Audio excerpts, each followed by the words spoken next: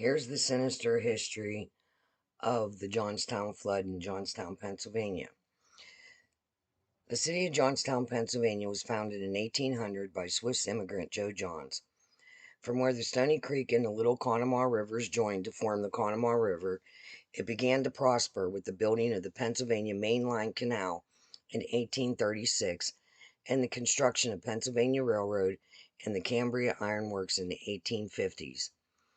By 1889, Johnstown's industries had attracted numerous Welsh and German immigrants.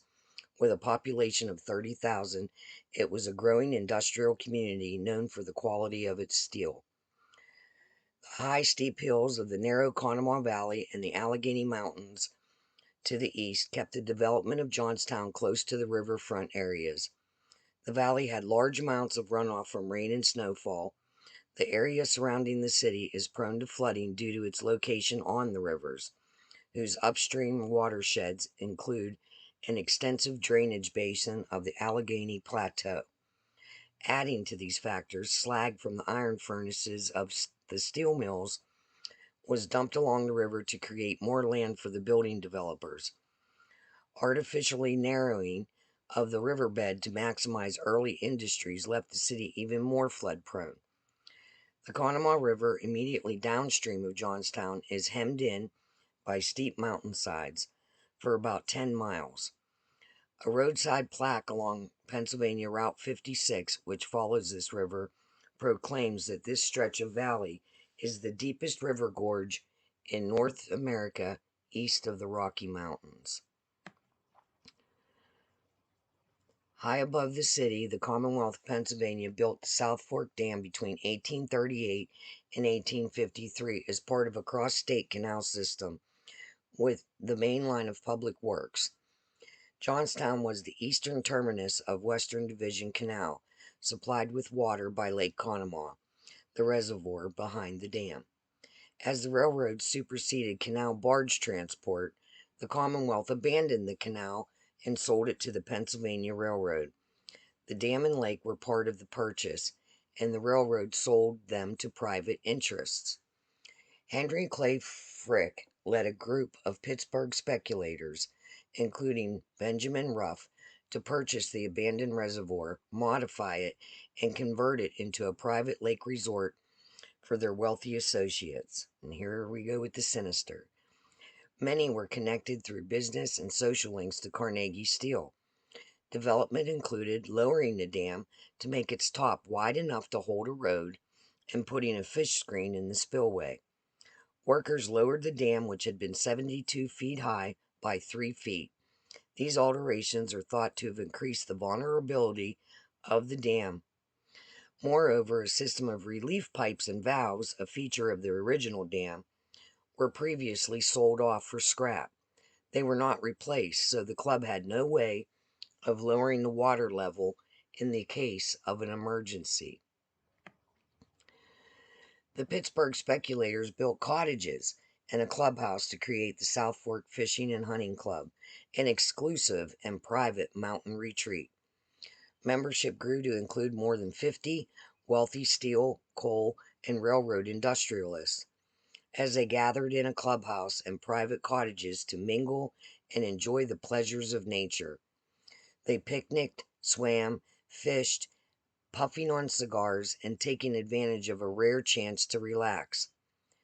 Founded in 1879, the club was designed to give the most powerful men in Pennsylvania a quiet retreat, a place to enjoy the magnificent wealth they had accumulated in the steel, railroad, and other industries. But their negligence caused one of the largest floods in history that wiped out the town below that helped to make them wealthy. Here is a list of some of the most descriptive facts about this flood in Johnstown. 2,209 people died.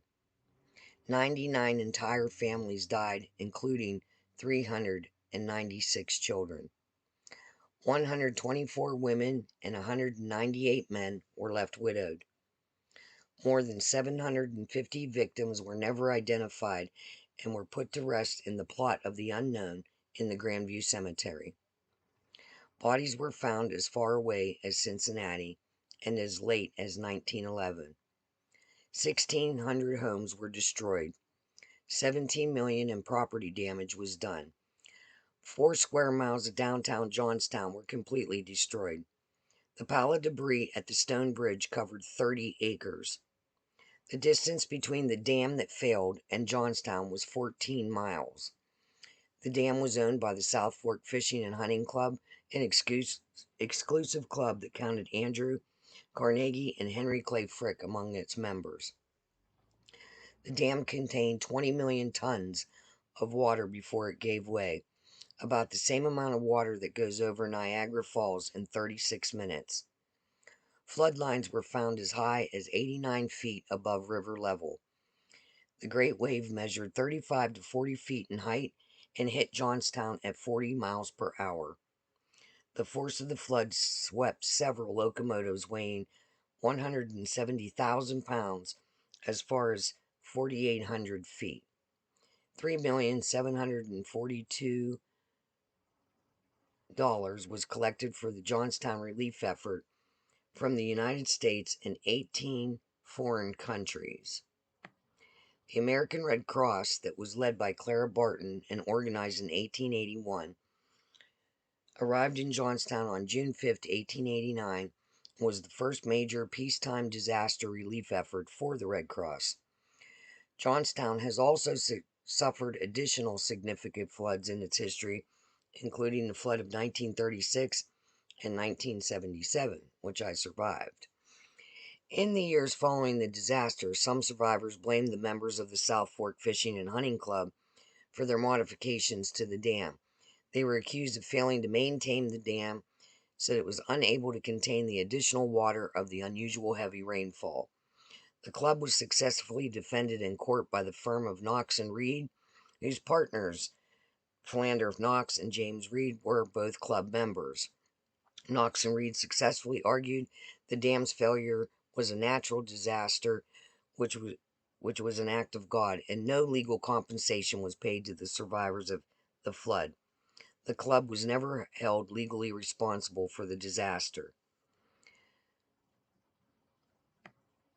Survivors of the flood were unable to recover damages in court because of the South Fork's ample resources, and wealthy club owners designed the club's financial structure to keep their personal assets separated. Secondly, it was different for any suit to prove that any particular owner had behaved negligent. Through the former reason that was probably more central to the failure of the survivors' suits against the club, the latter received coverage and extensive criticism in the national press.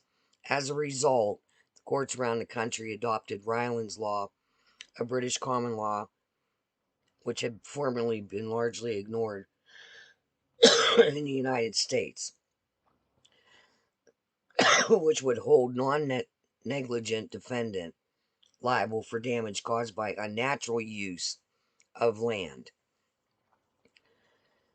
It didn't help them at the time, but at least they put that law in place. The people of Johnstown rebuilt the city, and it became one of the world's largest producers of steel up until the early 70s.